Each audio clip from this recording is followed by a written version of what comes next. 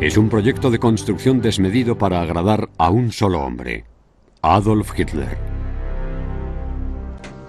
Cuando comenzaron la construcción de la carretera en la primavera de 1937, aún había nieve sobre el terreno como hay ahora. ¿Y veis esta piedra? Es muy empinada, pero tenían que lidiar con todo esto. Tenían que perforar esta muralla de rocas escarpadas para crear la carretera. Pero hay un problema mayor. En un punto, la ruta trazada atraviesa partes con piedras muy blandas y demasiado inestables para soportar una carretera. La única solución es explotar la montaña y construir un largo túnel en su interior. Nada podía detener a Bormann. La carretera tenía que ser perfecta. Lo más importante de la carretera es que era impresionante. Satisfacía una especie de ideal romántico en todos los sentidos. La carretera mide más de 6 kilómetros y los ingenieros, llevados al límite, logran completarla en tan solo 13 meses. Es otro gran desafío que mostraba que los alemanes y los nazis podían hacer lo que quisieran.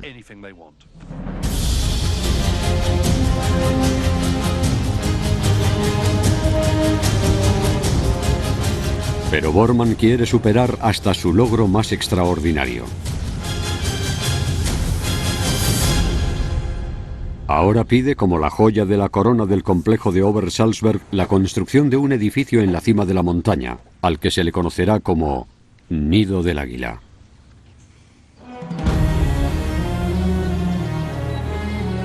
Desde allí, Hitler podrá impresionar a los líderes mundiales con unas vistas espectaculares logradas gracias a la ingeniería nazi. Sin embargo, los ingenieros se dan cuenta de que lo que quiere Bormann es imposible. La cima de la montaña no es lo suficientemente amplia para albergar una carretera y un edificio. Su solución es radical. Terminar la carretera cerca de la cima, crear un túnel en la montaña y construir un ascensor para ascender los últimos 120 metros hasta el edificio en la cumbre.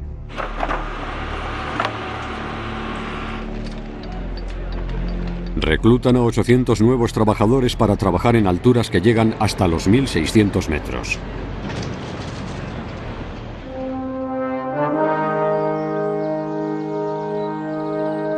A pesar de las condiciones extremas, los ingenieros terminan el exterior del Nido del Águila en septiembre de 1938.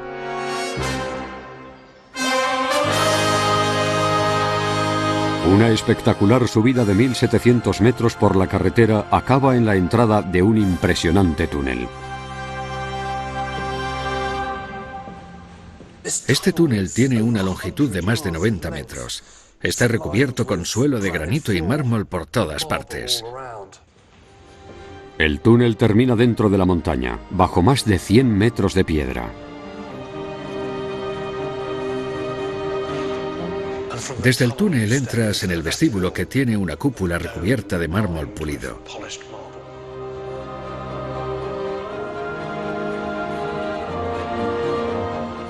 Después te encuentras el ascensor,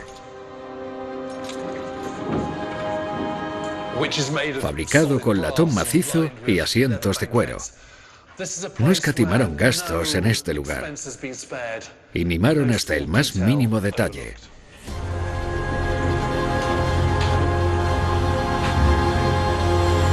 El ascensor está diseñado para 15 personas y sube los últimos 120 metros hasta la cima, a unos 1.800 metros sobre el nivel del mar.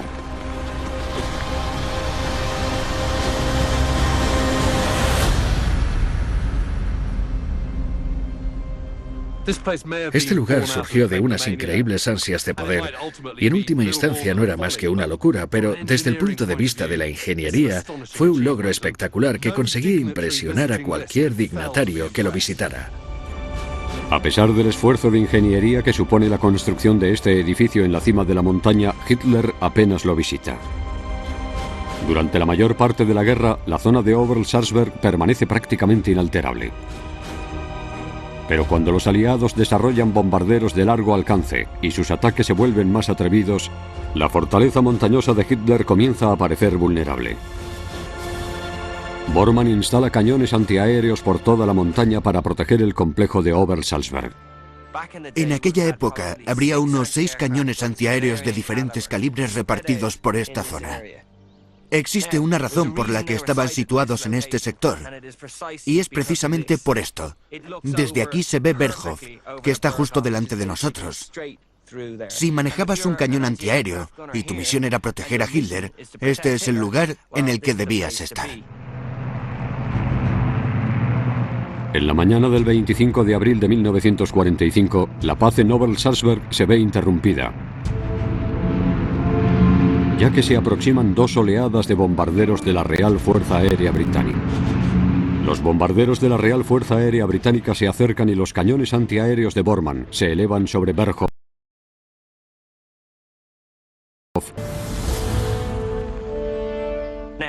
Esta posición tiene una pequeña pega, y es que, aunque está escondida gracias a esta cresta, no puede defender nada que venga de esa dirección.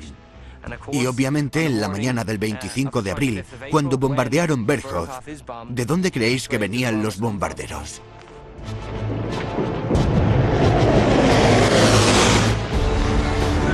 El ataque dura 2 horas y en él se utilizan más de 1.200 toneladas de bombas que caen sobre Obersalzberg. Solo el nido del águila permanece intacto. Hoy se erige como un monumento al delirio, la codicia y los excesos del régimen nazi de Hitler. Menos de 6 años antes, la soberbia de Hitler le obliga a expandir su imperio. El 1 de septiembre de 1939, los ejércitos de Hitler cruzan la frontera polaca. Comienza la Segunda Guerra Mundial. Los alemanes se levantaron contra un país que no era fuerte militarmente hablando. Lo que nos han llegado son imágenes de aviones sobrevolando Varsovia y columnas de semiorugas y tanques y coches blindados. Esta temprana victoria en Polonia convence a Hitler de su propio talento militar y comienza a ignorar los consejos de los generales de su ejército. El catedrático Stephen Remy es un experto en el nazismo alemán. Hitler no confiaba en los generales de su ejército. Temía que fueran leales al viejo Estado alemán que él y los nazis habían derrocado. Los soldados de mayor rango en Alemania suelen ser aristócratas y personalidades de las clases altas y muchos desprecian al Führer. Hitler no le gustaba a muchos oficiales de alto rango porque en la Primera Guerra Mundial no había ascendido. Se había quedado en cabo segundo, es decir, pertenecía a la clase obrera, no a las altas esferas de la sociedad. Hitler se está volviendo paranoico. Cree que la única forma de controlar a sus generales es liderando el frente de batalla. Para ello, abandona la seguridad de Berlín y se dirige a la zona en guerra en Polonia, en su tren especialmente diseñado. Su tren es en cierto sentido el centro neurálgico de su esfuerzo bélico porque él es el Führer y todo tiene que conectar con él. 2 ágiles locomotoras empujan un convoy de 15 vagones. Los que transportan las armas antiaéreas se encuentran en la parte delantera y trasera del tren. En el centro está el vagón privado de Hitler, seguido por la unidad de mando para conferencias en tiempos de guerra. Hitler está dispuesto a dirigir la guerra personalmente. A Hitler no le importaba lo incómodo que era para el resto del mundo que él quisiera viajar en su tren. Mucha gente tenía que abandonar el frente de batalla y viajar por el país, ya fuera en avión o en coche, solo para que él pudiera arengarles.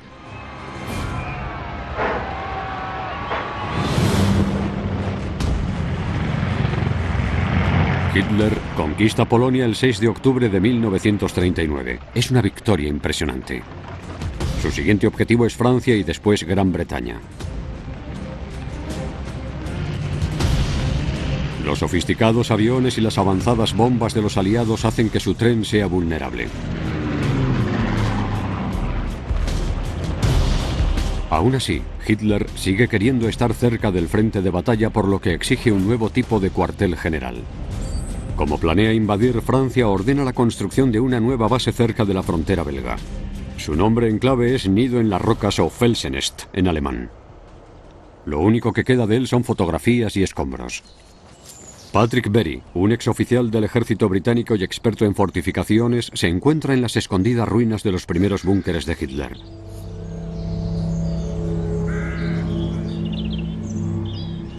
Este es el Felsenest.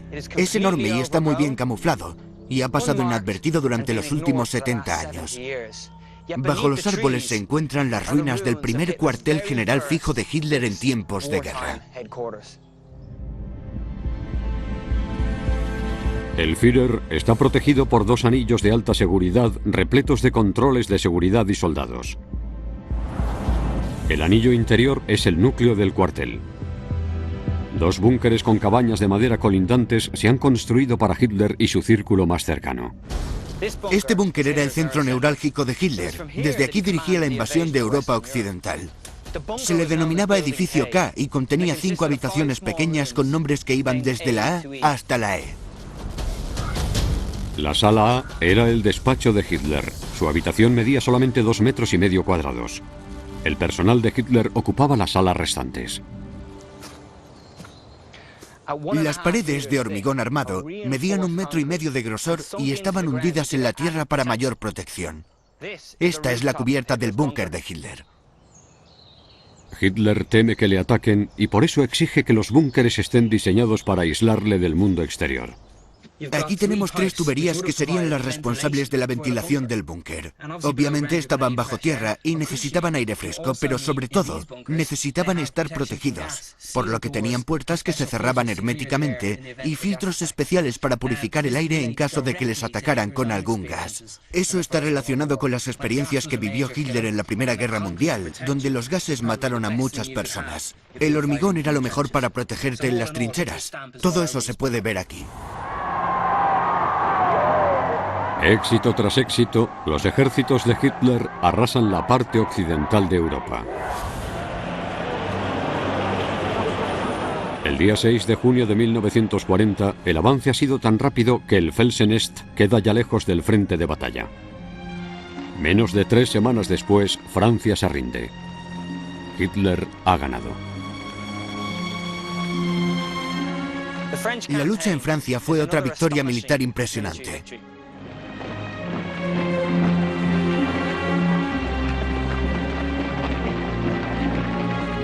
Para Hitler, el hecho de dirigir desde primera línea gracias a su cuartel general de hormigón ha quedado totalmente justificado.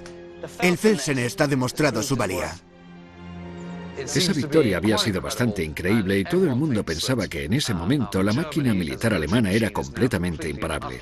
También se creía que Hitler era un gran líder militar y nadie estaba más convencido de eso que el propio Hitler. Julio de 1940. Hitler ha conquistado Europa Occidental gracias a sus centros de mando especializados. Su próximo cuartel general llevará ese concepto a niveles nunca vistos. Hitler está convencido de que sus enormes centros de mando en el frente de batalla son vitales para su éxito. Ahora su mirada se dirige al este, a Rusia. En 1940, Alemania tenía un tratado de paz con Rusia, pero el país soviético era uno de los objetivos de Hitler. Creía que conquistar Rusia le daría a Alemania unos gigantescos territorios nuevos. Hitler planea una invasión épica utilizando 4 millones de soldados en un frente de batalla de 3.000 kilómetros de largo. El nombre en clave del ataque será Barbarroja. La Operación Barbarroja era una operación militar distinta a las que había habido hasta entonces. Era de una magnitud enorme y se necesitaba muchísima coordinación. Por eso quería un cuartel general lo más cerca posible del frente, pero en un lugar que fuera seguro. Hitler está a punto de construir su mayor búnker hasta la fecha, la Guarida del Lobo. Y para el inminente ataque a Rusia, Hitler necesita una base que esté lo más alto al este posible. Para ello elige un lugar cerca de la ciudad de Rastenburg, que en ese momento pertenece a Alemania del Este. El Felsenest es el modelo a seguir. La idea era concentrar todas las ramas de las Fuerzas Armadas alrededor del cuartel general de Hitler. Eso enfatizaba la primacía de Hitler como centro del poder, del control y de la planificación. La construcción de la Guarida del Lobo comenzó en el invierno de 1940. El proyecto requería la participación de más de 50.000 trabajadores bajo unas condiciones muy difíciles. Les dijeron que iba a ser una nueva planta química, lo que no sabían es que sería una de las megaestructuras nazis más audaces. Los soldados protegen a los trabajadores alemanes para mantener la seguridad de este proyecto altamente secreto. Mientras construyen el búnker, Hitler sigue viajando en su tren, pero teme que le ataquen desde el aire. Al mismo tiempo que construían ese búnker para el Führer, Hitler insistía en crear una serie de túneles por los que pudiera moverse en tren. Quería estar a salvo y acercarse lo máximo posible al frente. Un refugio permanece en pie en el pueblo ocupado de Stepina, en Polonia. Es capaz de resistir cualquier ataque, como explica el experto en túneles Maciek Piekos. El tren aquí, en Stepina, podía esconderse de cualquier peligro, de un ataque aéreo, un bombardeo o un ataque químico, ya que el interior de este refugio se podía cerrar herméticamente. En el verano de 1940, casi 6.000 esclavos polacos comienzan la construcción de un túnel de 400 metros de largo. Encima de nosotros tenemos unas paredes de 3 metros de grosor hechas de hormigón armado. El interior de esta pared está recubierto con toneladas de acero blindado, lo que le permitía resistir cualquier ataque o explosión de bombas de hasta media tonelada.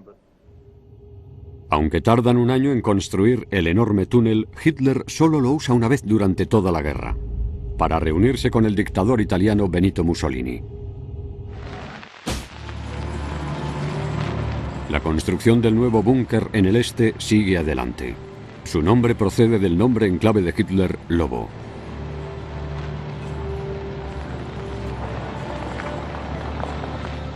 La guarida del lobo es un Felsennest a gran escala. Puede que fuera 8 veces más grande. Contaba con defensas naturales como árboles, pantanos, humedales o lagos, además de las estructuras creadas por el hombre. Había 3 líneas de defensa.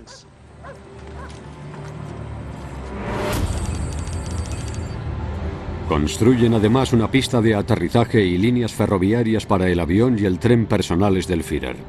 Todo el complejo de 4 kilómetros cuadrados está rodeado por 54.000 minas. Ampliando el prototipo del Felsennest, esta base cuenta con 3 anillos concéntricos de seguridad que rodean el centro de mando de Hitler. A finales de 1943, Hitler pasaba cada vez más tiempo en la guarida del lobo, hasta el punto de que esa era la única parte de Alemania con la que seguía familiarizado. Es en ese momento cuando añade varias modificaciones al lugar, entre las que se incluyen sus propios diseños para su refugio personal. Están atacando a Alemania. La paranoia del Führer se aviva más aún por el miedo a los ataques aéreos. Por ello ordena un nuevo y titánico búnker para él solo. Su construcción empieza sobre una enorme estructura de 60 metros de largo y 37 metros de ancho. 7 metros de hormigón separados por una capa de arena rodearán al Führer por todas partes. El espacio habitable para Hitler será pequeño, menos de 12 metros cuadrados. El búnker personal de Hitler era el mayor edificio del complejo, y analizándolo, entiendo perfectamente por qué sus coetáneos lo comparaban con una tumba egipcia. Si le echamos un vistazo, vemos lo anchas que eran las paredes. Creo que eso era un reflejo de su estado mental. La guerra empezaba a ir mal para Alemania y estaba cada vez más aislado. Esto es una especie de representación de su declive.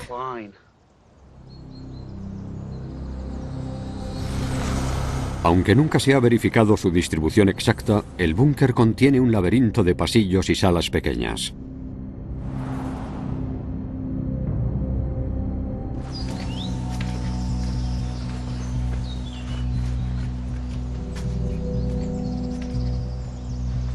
Esto es impresionante.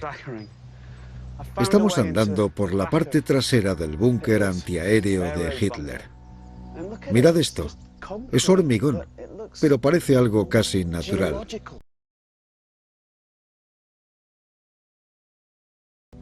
Es que ese nivel de abajo es donde él dormía. Ahí se ven los fragmentos de lo que era una habitación.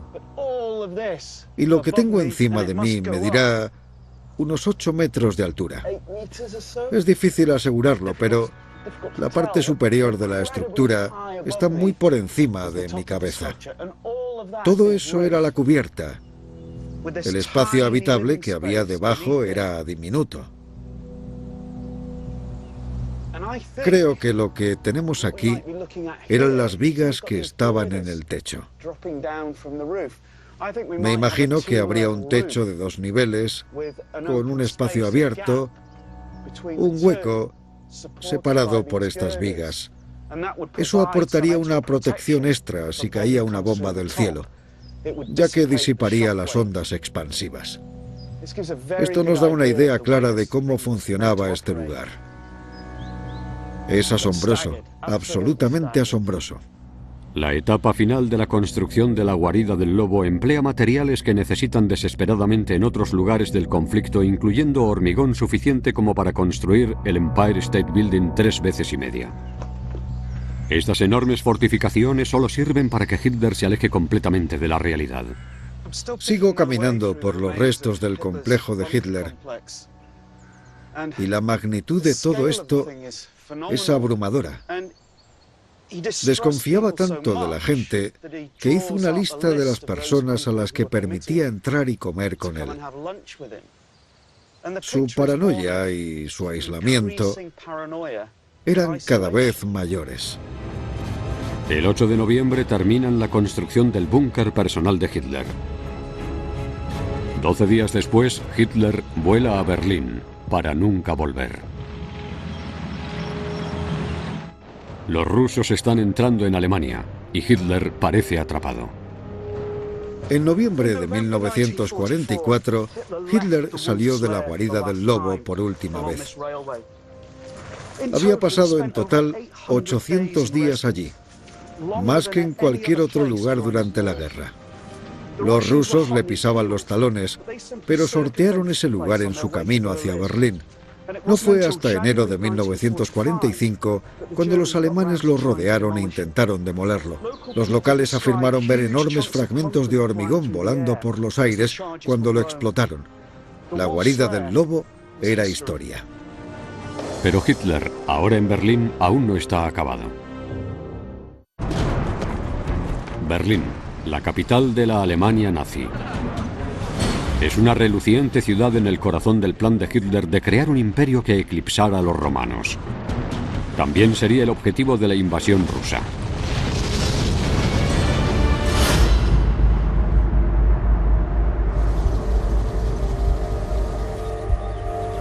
Actualmente, hay inolvidables recuerdos de los últimos días de la capital nazi por toda la ciudad.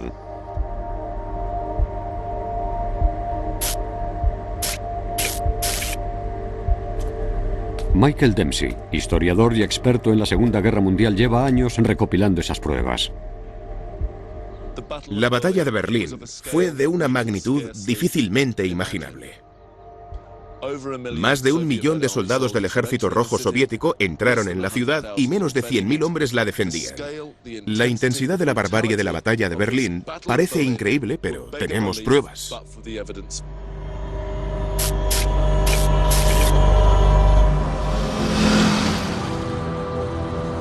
Tan solo 10 años antes, en 1935, todo era muy diferente.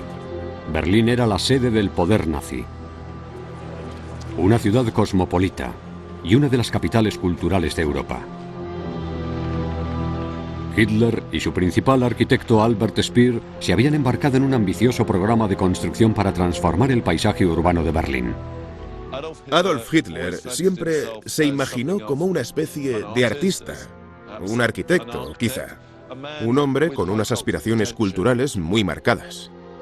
Durante las Olimpiadas de 1936 muestra al mundo sus colosales edificios gubernamentales, sus enormes aeropuertos y sus grandes estadios. Pero Hitler tiene mayores planes aún para la capital: convertirla en el centro de un Reich que duraría 1000 años, algo comparable en magnitud y longevidad. La nueva Berlín, creada por Hitler, tenía enormes cúpulas, amplias calles y edificios descomunales. Todo eso formaba parte de la mentalidad alemana. En el este, los rusos avanzan desde Stalingrado hasta cruzar el congelado río Oder. Están a 48 kilómetros de Berlín y de Hitler. Hitler nunca se rendirá. Era un hombre de extremos. O lograba un Reich que durara 1000 años, o prefería que se derrumbara por completo. No había término medio. En su mente siempre estaban ambos extremos. El Führer se aferra a la esperanza de que una de sus superarmas pueda cambiar el curso de la guerra y que el viento sople a su favor. Para ganar tiempo resiste en Berlín creando un castillo de hormigón y acero. Además ordena a todos los alemanes que lo defiendan hasta la muerte. Berlín se convirtió en una fortaleza porque era la capital del Tercer Reich, y ahí es donde Hitler libraría su última batalla. El plan de Hitler es rodear Berlín con 5 estructuras formidables. El primer obstáculo serían 59 kilómetros de cepos para tanques en una zona conocida como las colinas de Shiloh. El segundo, un anillo de defensa externo que incluía el canal de Teltow. El tercero, un anillo más interno en el fortín que representaba el aeropuerto de Tempelhof. El cuarto, 3 enormes torres contra ataques aéreos. Y el último, una serie de canales y el centro de una fortaleza, la Ciudadela.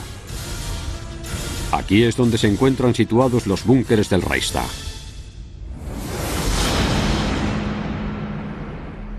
Esto es un aparcamiento en el centro de Berlín y puede que sea el aparcamiento más interesante del mundo, ya que aquí se encuentra la auténtica localización del búnker de Hitler. 8 metros por debajo del aparcamiento se encuentran los restos del tristemente famoso búnker del Führer. Tras la guerra, los aliados intentaron demolerlo para impedir que se convirtiera en un santuario nazi, pero era demasiado resistente. Hasta 1988 no lograron destrozar la tapa de hormigón. Tardaron más de 6 meses en hacerlo. La historia de la construcción y el inicio de la idea de Berlín como fortaleza comienzan con los aliados bombardeando la capital. El Führer ya no se siente seguro. Desde el principio Hitler estaba un poco obsesionado con estar bajo tierra. Eso se remonta a sus experiencias en las trincheras de la Primera Guerra Mundial. Muchas de las personas que vivieron la Primera Guerra Mundial se sentían seguras bajo tierra. Ya existe un viejo refugio antiaéreo bajo la Cancillería, pero Hitler quiere uno mucho más profundo y robusto. Un reto de ingeniería en esta ciudad.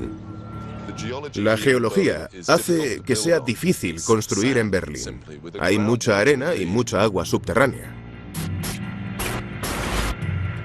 Mientras construían el búnker, colocaban losas de hormigón prefabricadas en la base llena de agua para asegurarse de que el hormigón se asentaba sin problemas. Los nazis enterraron el Führerbunker bajo los jardines de la Cancillería.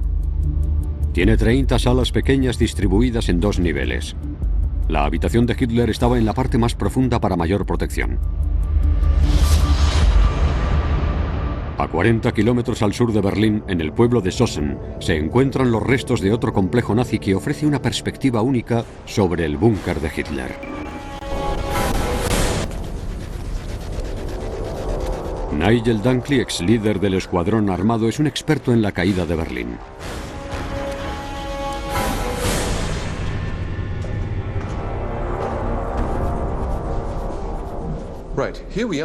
Ahora mismo estamos en el Toten von Dorfs, el complejo del búnker.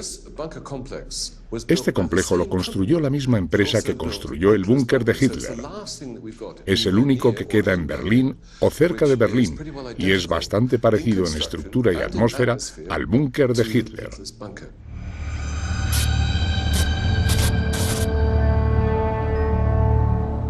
El búnker de Hitler se diseñó para ser un refugio antiaéreo y por eso tendría este aspecto.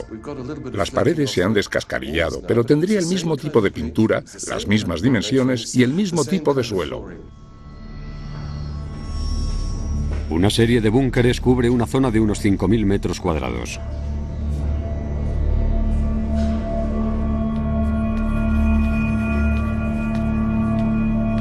Era el centro neurálgico de las comunicaciones alemanas, el equivalente nazi al Pentágono. Para protegerlo de los ataques aéreos de los aliados, los ingenieros no solo lo enterraron a 11 metros de profundidad, también le otorgaron un techo impenetrable, algo que Hitler también quería para su búnker. Esto mide 3 metros y está formado por hormigón armado con barras de acero. En el búnker de Hitler el techo medía 4,5 metros de grosor y estaba hecho de hormigón armado para protegerle de cualquier cosa que los soviéticos o los aliados pudieran lanzarle.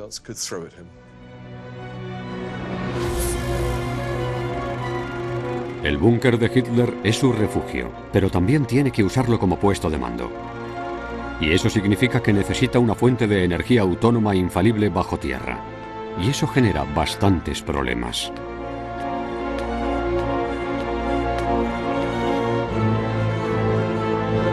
Con solo 2 motores diésel Mark VII tendría electricidad y posibilidad de comunicarse.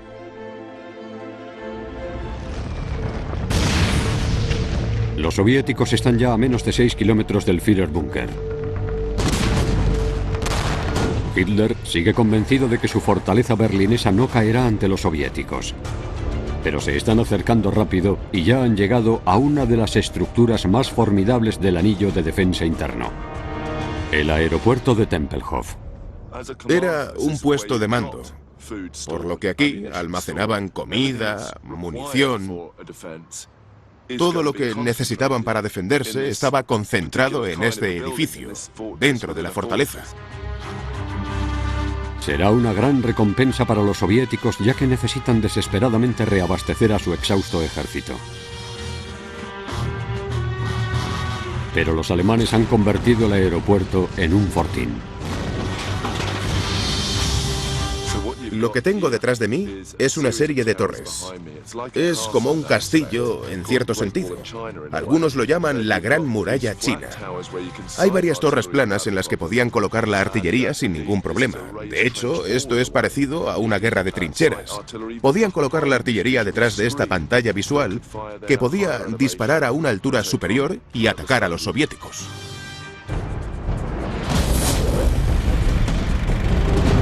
La lucha es intensa y la prueba de ello puede verse aún en los quemados túneles que hay bajo Tempelhof.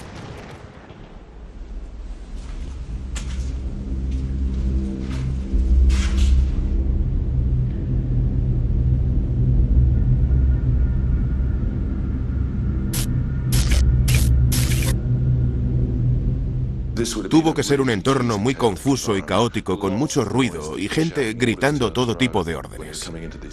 Entrar en un espacio así sin electricidad, lleno de humo y con mucho polvo de ladrillo, debe ser aterrador.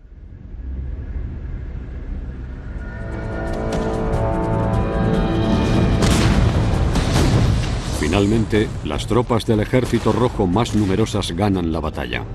El 27 de abril de 1945 los soviéticos toman el control de Tempelhof. Es una victoria estratégica crucial. La siguiente línea de defensa son los canales de agua que rodean la ciudadela. Los alemanes han derrumbado todos los puentes, menos uno. Habían roto el anillo de defensa exterior y el interior, y ahora la línea de defensa residía en la propia ciudadela, que estaba al otro lado de los canales de agua. El problema era que los ingenieros del ejército alemán no habían podido derrumbar el puente Moltke. Este puente es el último fortín defensivo entre el ejército soviético y el búnker de Hitler.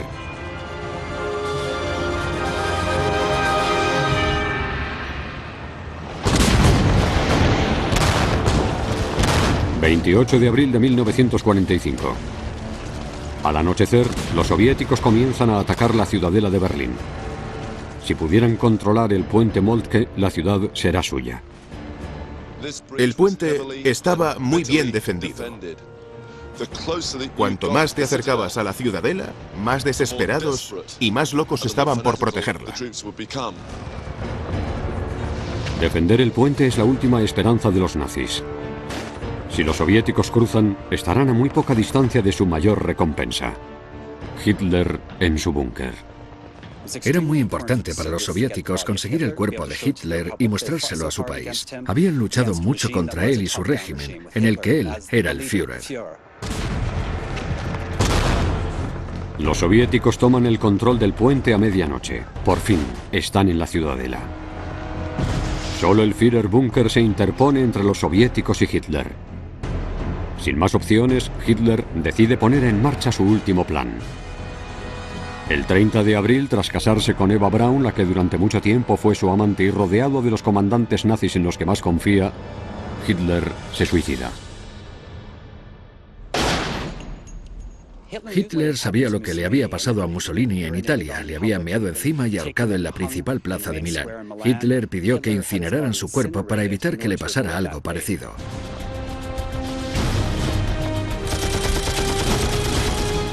Los soviéticos están fuera de los edificios gubernamentales y del Reichstag.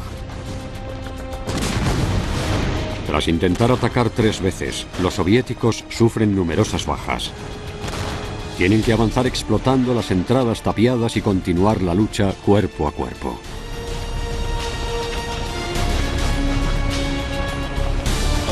Al final, a las 22:40 del 30 de abril de 1945, la bandera roja de la Unión Soviética ondeó sobre el edificio.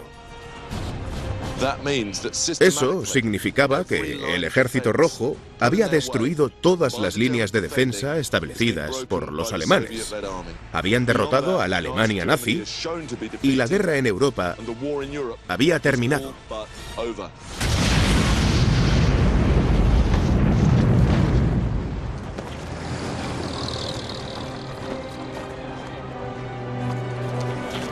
Una ciudad moderna, respetada solo unos años antes, ha quedado reducida a cenizas. Solo 7 horas después del suicidio de Hitler, la fortaleza berlinesa ha caído.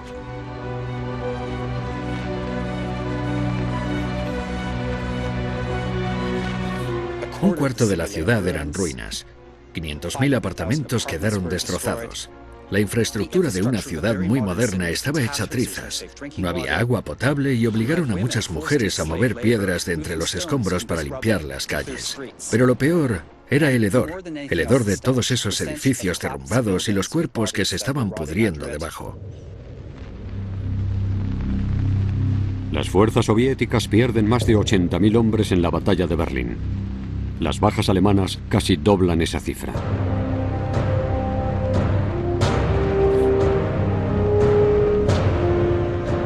Creo que deberíamos recordar que la batalla de Berlín nunca debería haberse producido. La única razón por la que sucedió fue porque Adolf Hitler, el hombre que podía haberse rendido y aceptado lo inevitable, no lo hizo. Toda la ciudad fue sacrificada en el altar de su ego. A pesar de toda la tecnología militar y las megaestructuras únicas de los nazis, el Tercer Reich de Hitler cae.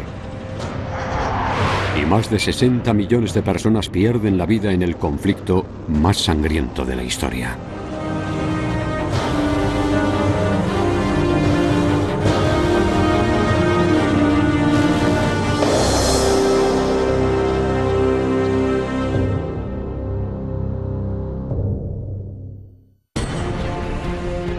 Una amplia red de búnkeres indestructibles, campos de minas mortales y posiciones de artillería impenetrables. Son las fortificaciones más gigantescas que se han construido a lo largo de la historia. 12.000 búnkeres y más de 600 kilómetros de trampas para tanques que frenan a los aliados. Este lugar está armado hasta los dientes. Y contribuye a una de las batallas más grandes y sangrientas de la Segunda Guerra Mundial. Se diseñaron para intimidar a sus enemigos y proteger a su patria. Lo mejor de nazi megaestructuras, líneas de defensa. 1936. Adolf Hitler hace un movimiento decisivo para dominar el mundo. Desafía el acuerdo de paz de Versalles de la Primera Guerra Mundial desplegando tropas en Renania, en la frontera occidental de Alemania. Hitler está muy dispuesto a defender su frontera occidental porque tiene planes ambiciosos, y entre esos planes se incluye la expansión alemana. Pero dicha expansión se producirá hacia el este. Siente que el destino manifiesto de Alemania consiste en tomar territorio, y lo hará en lugares como Polonia y Ucrania. Y al defender su frontera oeste, puede invadir el este sin preocuparse de los ataques de las potencias occidentales. Hitler comienza a construir una serie de fortificaciones que llegan a extenderse a lo largo de más de 625 kilómetros en la frontera oeste de Alemania. Es un sistema entrelazado de trampas para tanques, dispositivos antipersona, trincheras, fortines y centros de mando subterráneos. Los aliados llaman a esta red de defensa letal la línea Sigfrido. Según la organización y los obstáculos de las zonas defensivas, cuando el enemigo se adentra, se ve obligado a ir por determinados caminos que resultan mortales. A medida que los atacantes se van adentrando en el laberinto de defensas, se van deshaciendo de su artillería y armadura de defensa. Se les puede eliminar fácilmente porque están desprotegidos y aislados. Hitler quiere que las fortificaciones estén listas en solo 4 meses, coincidiendo con sus planes de invadir Checoslovaquia en octubre de 1938. Los ingenieros tienen autorización para utilizar todos los recursos de los que Alemania dispone. Los demás proyectos de construcciones importantes que se están llevando a cabo en el Reich se cancelan o se posponen. Se necesita una gran cantidad de mano de obra. Prácticamente cada ingeniero civil del país participa en este gran proyecto de la línea Sigfrido. El desarrollo de la línea Sigfrido es un proyecto realmente ambicioso, por la enorme cantidad de hormigón, de mano de obra, de costes. Es increíble. Nunca se había construido algo así en Alemania. El arqueólogo Tony Pollard se encuentra cerca de la frontera alemana con Bélgica. Parece una separación natural, un campo normal en un hermoso paisaje agrícola. Pero cuando te adentras, encuentras estos enormes bloques de hormigón. Se los llama dientes de dragón. Y estas defensas contra los tanques son uno de los elementos más característicos de la línea Sigfrido. Cuando los tanques avanzan, se quedan atrapados entre los dientes de dragón. El vehículo queda desprotegido y los explosivos pueden alcanzarlo fácilmente. Esto es un diente roto que nos da una idea de cómo se construían estas cosas.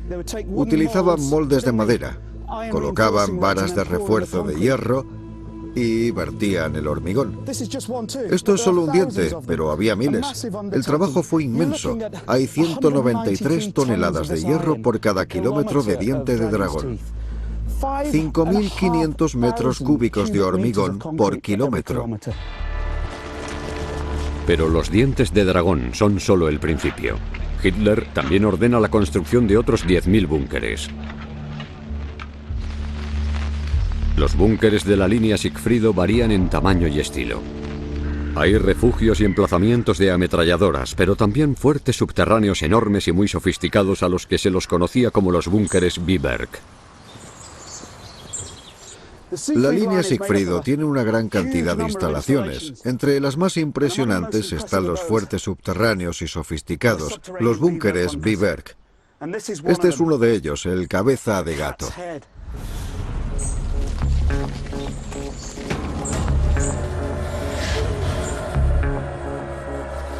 Aunque por fuera parezca modesto, es una de las fortificaciones más complejas y grandes que han construido los ingenieros nazis. Es uno de los 32 centros de mando y control situados en lugares tácticos clave a lo largo de la frontera alemana.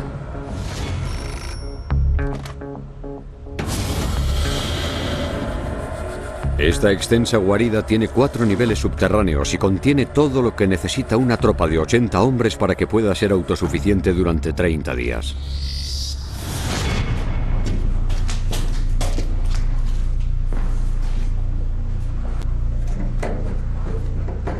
Aquí debía de haber una torreta de 30 centímetros de grosor con 2 ametralladoras. Esto era capaz de girar 360 grados. De modo que podías tener una visión completa e increíble de todo el valle para disparar con las ametralladoras en cualquier punto del paisaje. Pero este no es el único armamento que tenía el búnker. También había lanzallamas, Flammenwerfer, como decían los alemanes, que podía lanzar llamas a más de 80 metros de distancia, y también en un radio de 360 grados. Este lugar está armado hasta los dientes. Hitler observa de cerca cómo la línea Sigfrido va tomando forma. Gestiona con cuidado sus visitas frecuentes al lugar y proyecta una imagen de la Alemania nazi como una fortaleza impenetrable. La línea Sigfrido es una herramienta de propaganda muy importante para Hitler. Demuestra la habilidad de Alemania para unar la mano de obra y los recursos, además de representar su fortaleza militar. Y es una advertencia para el oeste. En una de sus visitas dijo: "Soy el mayor constructor de líneas de defensa de la historia". Marzo de 1939. Hitler anexiona Checoslovaquia. Gran Bretaña y Francia, desesperadas por evitar otra guerra e intimidadas por las nuevas defensas alemanas, acuerdan no intervenir.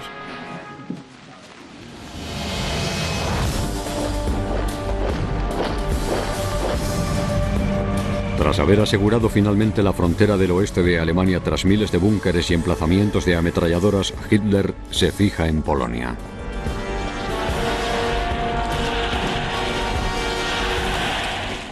En septiembre de 1939 la línea Sigfrido está terminada. Son buenas noticias para un Hitler impaciente por conquistar Polonia, así que la invade el 1 de septiembre.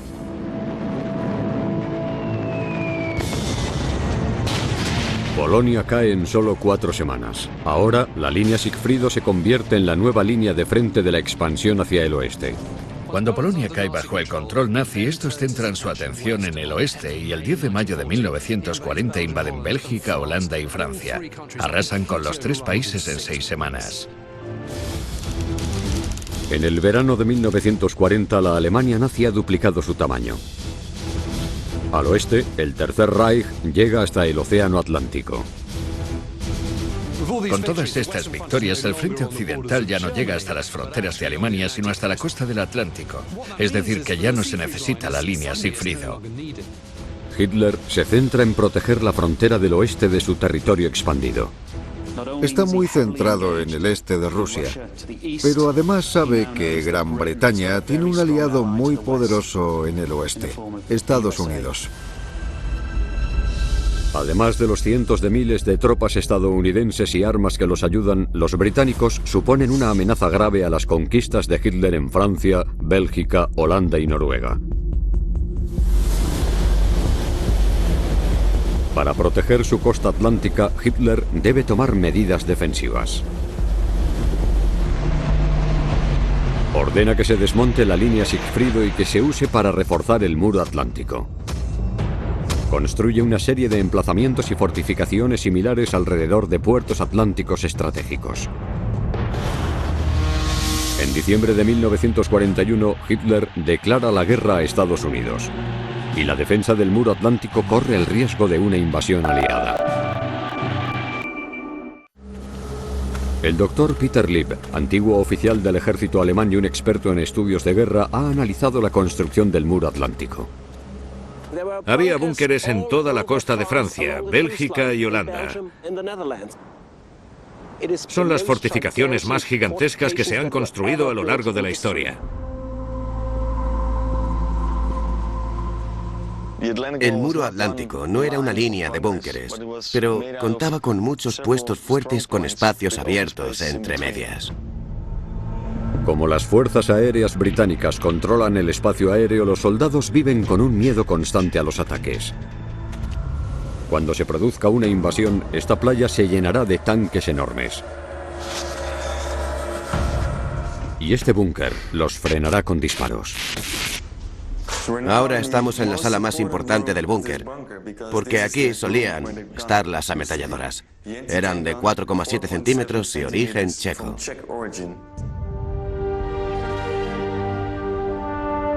Aquí, los hombres pasaban meses preparándose para una invasión. La zona de tiro de cada objetivo potencial se practicaba cuidadosamente. Esto es algo muy curioso de este búnker. Lleva estos números para indicar a los soldados ciertos lugares.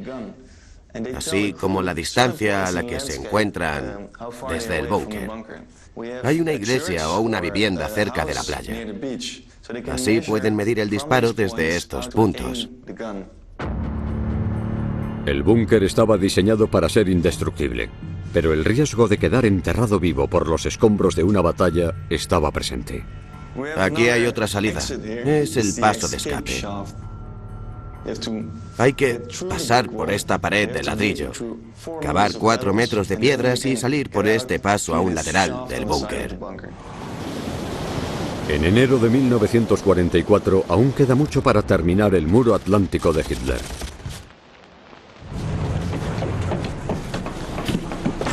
Para defender todas las playas necesitan miles de búnkeres pequeños para un solo soldado armado con ametralladoras pesadas.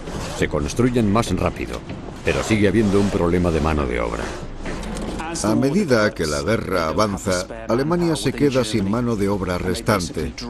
Así que lo que hace es utilizar a gente del resto de países, a los polacos, checos, franceses, a la gente de los campos de concentración, a los prisioneros de guerra aliados, y hacen algo realmente inhumano. Miles de personas mueren en estos proyectos de construcción por la mala alimentación y el trato recibido. Son esclavos.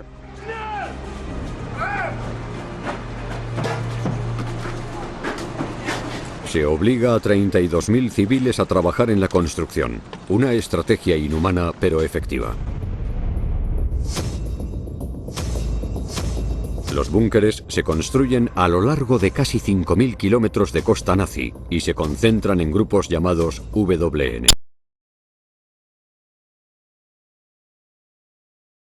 Cuya traducción sería nido de resistencia.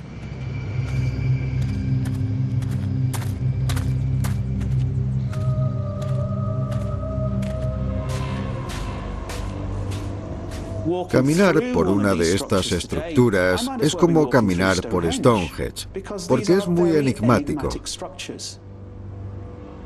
Si pudiéramos verlas operando con todo su equipamiento, con todas las ametralladoras y hombres dentro, quedaríamos muy impresionados ante su desarrollo y asustados por los disparos de las ametralladoras. Lo más interesante de este búnker es la tronera. La tronera protegía a los alemanes para que los fogonazos no se vieran desde el mar. La tronera, o muro amplio en el lateral oceánico del búnker, oculta los fogonazos de las ametralladoras a una fuerza invasora para que así al enemigo le cueste más ver la posición. Si nos fijamos en la trayectoria de las ametralladoras, nos damos cuenta de que no apuntan al mar, sino a la playa. Esto refleja a la perfección la doctrina alemana de combatir contra la invasión. Las ametralladoras se usan de 2 en 2 y apuntan a la playa con trayectorias mortales de fuego cruzado. Esta táctica crea una zona de disparo máximo llamada zona mortal. La zona mortal es una zona en la que el enemigo optimiza su sistema armamentístico en un espacio concentrado y causa el mayor número de bajas enemigas posibles, que en este caso son los aliados. Hay 2 posiciones. Tienen ametralladoras, morteros y otras armas de gran calibre. Se sitúan aquí porque los aliados intentan subir hasta esa colina y salir de la playa. Este tramo de playa es vital para que los alemanes se defiendan frente a una invasión. Una invasión que podría marcar el devenir de la guerra. En el muro atlántico, los búnkeres no bastan para ahuyentar una invasión aliada. También se necesitan otras estructuras defensivas. Se empieza colocando 50 millones de minas en la costa francesa, en el mar y en la playa. Y además, las playas se llenan de obstáculos para crear capas de defensa impenetrables.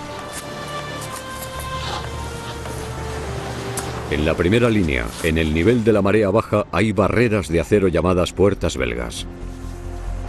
Aquí debajo hay puertas belgas. La idea es que estas bloqueen las barcazas de desembarco de la infantería y los tanques y que las mantengan lo más lejos posible de la playa. Las puertas belgas crean una barrera que ralentiza los tanques y a la infantería para que los alemanes tengan más tiempo para matar. Si los aliados llegaran con la marea alta y esquivaran las puertas belgas, los alemanes les tenían preparada otra sorpresa. Aquí es donde tenían esta arma de madera. Son como puestos telegráficos por encima de la altura de la cabeza y con un ángulo de 30 grados. En un extremo había cuchillas que cortarían la base de las barcazas de desembarco si los aliados llegaban con la marea alta. Pero eso sigue sin ser suficiente. Los alemanes usan absolutamente todo lo que pueda frenar y retrasar a la fuerza del desembarco. Aquí se encuentra el tercer cinturón. Lo llamaban erizo checo. Son estructuras de acero con ángulos como este que frenaban a cualquiera que llegase a las playas. Y si la barcaza de desembarco lograba llegar a la playa, aún quedaba una última línea de defensa para detener a los tanques de los aliados. Se trata de tetraedros de acero incrustados en hormigón. Y uno de estos es el último obstáculo del plan de defensa de playas. Imaginaos un montón de estos a lo largo de toda la playa, interconectados a 5 metros unos de otros.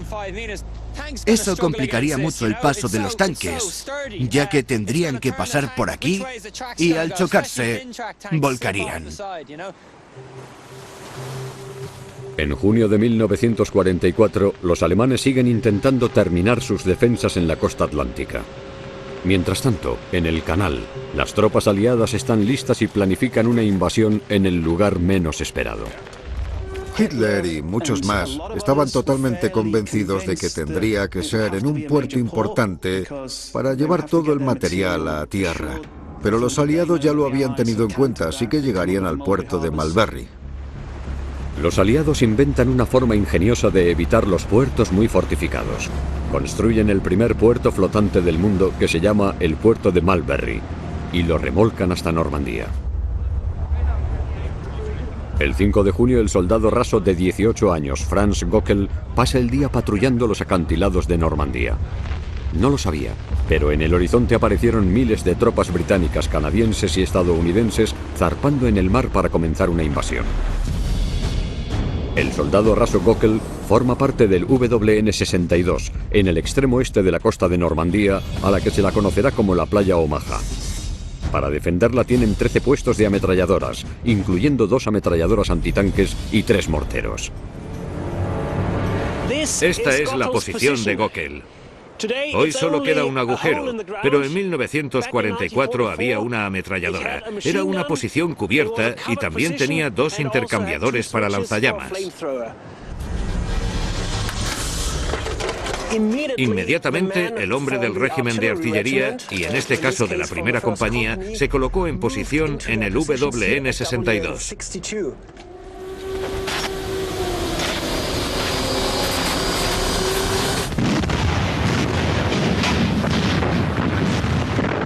Los buques de guerra de los aliados comenzaron un bombardeo a gran escala sobre las posiciones alemanas.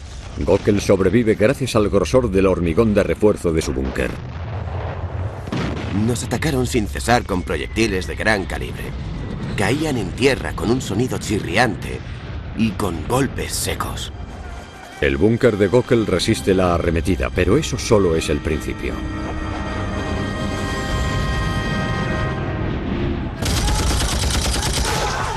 Cuando desembarcan las fuerzas aliadas, llegan con disparos de ametralladoras. Solo hay 500 alemanes para defender una playa de 6 kilómetros frente a 35.000 estadounidenses. Acaba de comenzar la prueba definitiva del muro atlántico. La playa de Omaha está sitiada. Los alemanes disparan con cualquier arma disponible, con sus lanzallamas, sus ametralladoras, sus pistolas y su artillería de interior. Fue el momento en que Alemania desplegó su mayor potencia.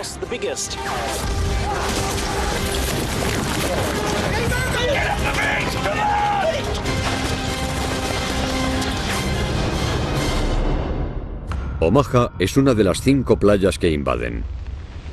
150.000 tropas estadounidenses, canadienses y británicas desembarcan en la costa de Normandía. Y el enorme muro atlántico está a punto de caer.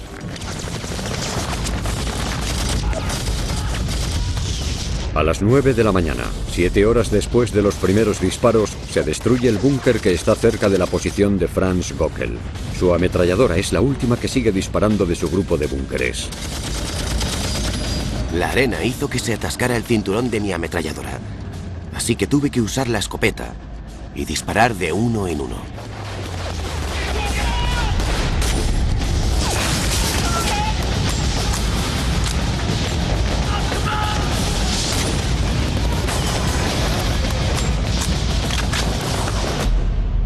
Sorprendentemente, los alemanes frenan a los estadounidenses.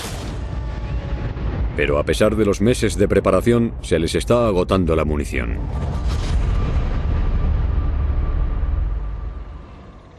Se supone que los alemanes tenían munición para 48 horas en el muro atlántico. Pero en realidad, en esta sección solo tenían munición para 3 horas y media. Así que a las 10 los alemanes comenzaron a quedarse sin munición.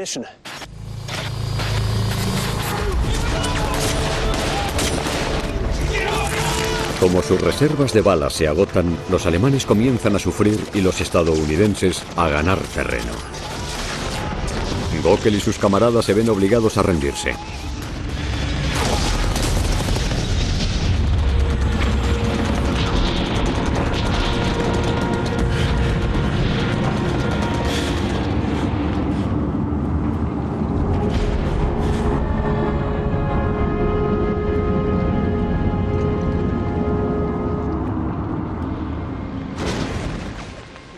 Omaha es la última de las 5 playas invadidas en caer.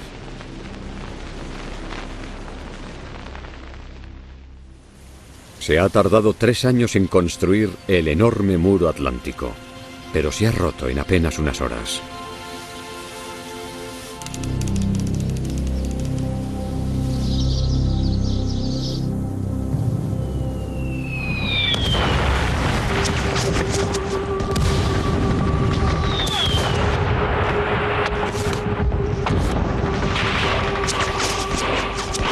Noviembre de 1944, 5 meses después del día D.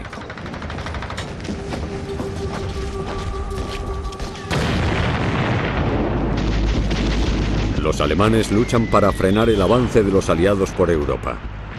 Pero en el retroceso se encuentran con un ataque aliado en la propia Alemania. 5 años después de su construcción, la línea Siegfriedo de Hitler por fin se pondrá a prueba en la batalla. Solo quedan cascarones de hormigón en la línea. Unos años antes los alemanes la retiraron para reforzar el muro atlántico. Se llevaron las puertas y los sistemas de ventilación. Mirad esto, quitaron y reciclaron esta enorme puerta blindada de acero, los soportes y cualquier cosa que pudieran reutilizar, y lo enviaron al muro atlántico para reforzar sus defensas. Hicieron muy bien en llevarse todo esto de la línea Siegfriedo porque ya no iban a necesitarlo, pero luego se volvió en su contra porque casi todo había desaparecido.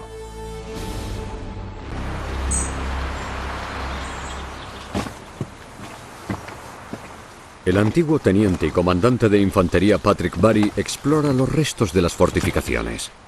Las defensas de la línea Siegfriedo son unas de las líneas de defensa más complejas jamás construidas. Se diseñaron en cinturones y para crear defensas bajo las profundidades, y consisten en búnkeres de hormigón, trincheras, fortalezas, cientos de miles de alambres de púas y miles de minas. Se extendía desde el norte de la frontera oeste de Alemania y bajaba hasta el sur. La idea de Hitler era que el oeste de Alemania fuera impenetrable. Hoy en día se pueden ver estas fortificaciones en los bosques del oeste de Alemania. En el bosque de Horten, Hitler diseñó una pesadilla para los aliados. Este búnker bombardeado tenía otro aspecto hace 70 años. Era una posición ideal para los aliados, y conseguirla les costó muchas bajas. Había búnkeres y fortines como este que formaban el corazón de la línea Siegfriedo. Este de aquí se pudo haber complementado con otro a unos 200 metros por allí y otros 200 metros por allá. Todos se entrelazaban entre sí para darse el mejor apoyo posible. Esta es una de las casi 3.500 fortificaciones conocidas como los búnkeres de tipo 10 que se refuerzan ante el avance aliado. Esto es un portal de disparo en donde se podía colocar cualquier tipo de ametralladora o incluso un arma de un calibre mayor para disparar a los atacantes. Esto es un conducto de ventilación. Eran pequeños para que no entraran los gases, ya que temían un ataque con gas. Ahora vamos a donde había una puerta pesada y gruesa. Tendría entre 20 y 25 milímetros de grosor, que permitía un cierre hermético. Si los aliados sobrepasan la línea Sigfrido, estarían más cerca de Berlín y de ganar la guerra. Tras el bombardeo de las playas en Normandía, los británicos y otros aliados avanzan hacia el norte por la costa para liberar Bélgica y Holanda. Mientras tanto, los estadounidenses se centran en la línea Sigfrido para atacar en el corazón de Alemania. Las tropas alemanas los esperan en un lugar llamado el Paso de Aquisgrán. Se trata de un pasillo estrecho entre la ciudad de Aquisgrán y el denso bosque de Horten. Una ruta de invasión histórica y el camino más directo hacia el Valle del Ruhr y el corazón industrial de Alemania. El Valle del Ruhr es rico en recursos de carbón, acero y hierro, por tanto es una posición táctica vital. Necesitan mantener intactas las regiones industriales del Valle del Ruhr. Si las toman, la guerra habrá acabado de manera efectiva. Pronto se evidencia que Aquisgrán es un foco de la resistencia nazi. Rodearla no es una opción. Estados Unidos tendrá que tomar la ciudad. Su estrategia consiste en 2 asaltos en la línea Sigfrido desde el norte y el sur. Cuando hayan rodeado la ciudad, podrán pulverizarla con bombas y proyectiles. Si lo consiguen, Aquisgrán será la primera ciudad importante alemana en caer. Pero los nazis tienen que prestar un cuidado especial para proteger su ciudad estratégica. Hay más dientes de dragón, búnkeres reforzados y obstáculos antitanques más grandes. Qué pena. Este es un muro antitanque de la línea Sigfrido. Es mucho mayor que los dientes de dragón. Vaya. Me imagino la batalla desde esa colina, con el diseño original de la línea Sigfrido, y con un mínimo esfuerzo, esta colina era teóricamente inaccesible. Usaron el terreno de manera muy inteligente. Es una combinación de defensas en bloque y posiciones con una gran importancia táctica. Esto está a los pies de la colina y frena de manera efectiva el avance por la ladera. Se trata de una estructura realmente increíble. Pero están a punto de poner a prueba estas defensas.